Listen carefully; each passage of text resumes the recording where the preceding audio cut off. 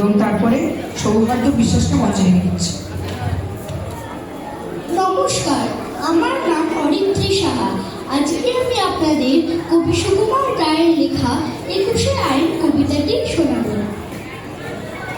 শিব ঠাকুরের আপন দেশে আইন কানুন সর্বনেশে, কেউ যদি যায় পিছলে পড়ে প্যালা এসে পাকড়ে ধরে। কাজীর কাছে হয় বিচার, ২১ টাকা দণ্ড তার। সেথায় সন্ধ্যে ৬টার আগে হাঁচতে হলে টিকিট লাগে। হাঁচলে পড়ে বিন টিকিটে দম দমা দম লাগায় পিছে। কোটাল এসে নস্যি ছাড়ে, ২১ দফা হাঁচিয়ে মারে। কারুর যদি দাঁতটি নড়ে, ৪টি টাকা মাসুল ধরে।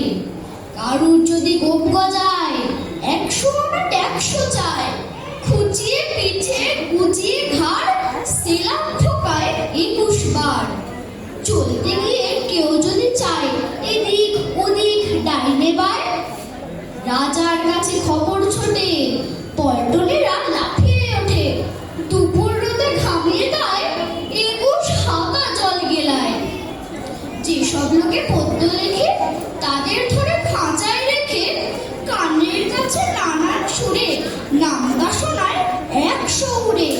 সামনে রেখে মুদির খাতা, হিসেব কষায় ২১ পাতা। হঠাৎ সেথায় রাত দুপুরে নাক ডাকালে ঘুমেরে ঘোরে। অমনি তেড়ে মাথায় ঘষে, গোবর গুলে বেলের কষে। ২১